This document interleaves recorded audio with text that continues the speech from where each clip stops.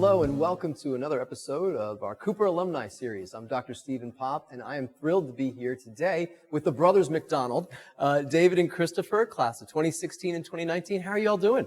Doing well. Thank you so much for having us today. Oh, it's great to see you. Yeah, doing fantastically. Super grateful to be here. Great. So you both were brothers at Cooper together. What was that experience like for you? Yeah, it was honestly really good. So I started at Cooper in second grade, and David started when he was in fifth grade. So we started the same year. And honestly, from my perspective, it was really cool to have someone to kind of follow up through the process, have someone show me the ropes throughout the whole process of being at school together. Yeah, that's great. It was really cool. How was it, big brother? Yeah, loved getting to just be in class or in the hallways with Christopher, and it was especially fun one year when we both had the same teacher, Mr. Blackburn, and had him third and fourth period back to back, and had incidentally chosen the same seat to sit in, and so he just was constantly calling me Christopher and Christopher David. That's great. Yeah.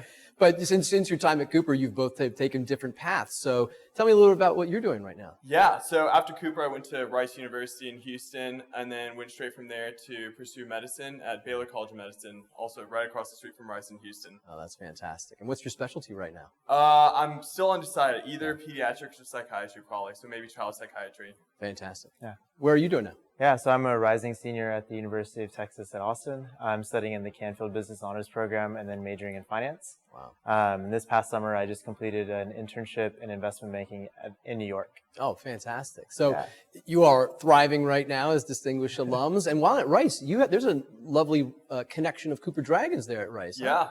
Tell me about how did you all connect? Yeah, no, it was really great just, having so many people from Cooper go to Rice, because it meant that people who had been there in years before me, I was able to reach out to them for help, certain classes, clubs that I was interested in, and also just to hang out with. I remember when I was a freshman at Rice, especially first semester, I used to play ping pong with Chris Zupan all the time in his college commons. So just getting to connect with him and the other people from that class, and we'd get lunch occasionally and catch up and just hear what we were up to. It was a lot of fun. That's really neat. And you've kept up with some of your peers as well? Yeah, absolutely. I actually just the other day was getting dinner with some fellow classmates of mine from Cooper, and then freshman year even, I lived right across the hall from Ben Braun, who's in my class room as well. So. That's great. So the Cooper Alumni Network is alive and well. Absolutely. And you're doing a lot in your university and post-university careers. How did that start for you here at Cooper? Was there something that kind of piqued your curiosity while you were at Cooper that kind of got you to where you are today? Maybe we'll start with you.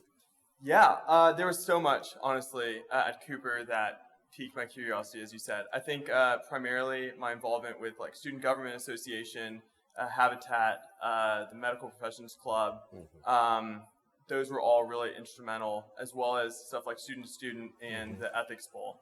I think it's really interesting, obviously Habitat and Student Government, I think those are really cool in helping me figure out how to be an effective leader. The fact that we are able to build a house and fundraise tens of thousands of dollars is really unique, I think, and really helped me as I pursued similar interests at Rice and in medical school. And I think one thing in particular was Ethics Bowl. It just kind of defined the kind of intellectual curiosity at Cooper. I remember kind of joining a team of just 4 other students senior year on a whim.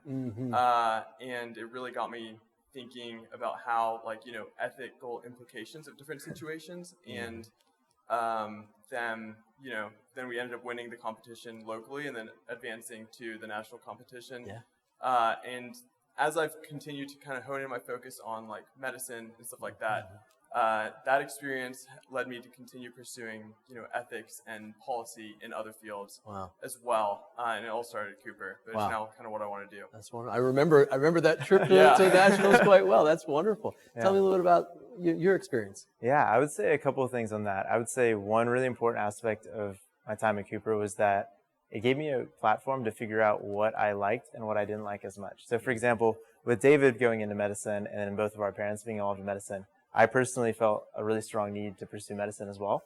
And what I realized through Cooper is that I thought medicine was really interesting. Actually, in my internship, I got involved in the healthcare group as part of the firm I was at, but it wasn't something that I necessarily wanted to do. But even through my experiences at Cooper, I was able to realize what I liked and what I didn't like. And I would say some classes that really guided me towards business or really classes with Miss Albrecht taking the entrepreneurial studies course, and then also micro and macroeconomics. Yeah. It really realized that I could blend this passion for finance and then also this interest in math and really join it into a career of going into finance and business overall. That's fantastic. So you're Thrive. You're a senior, and you got an internship lined up, and you're kind of nearing a point of perhaps conclusion for your medical studies. Yeah. If you had some advice for some of our current students, what would you want them to hear?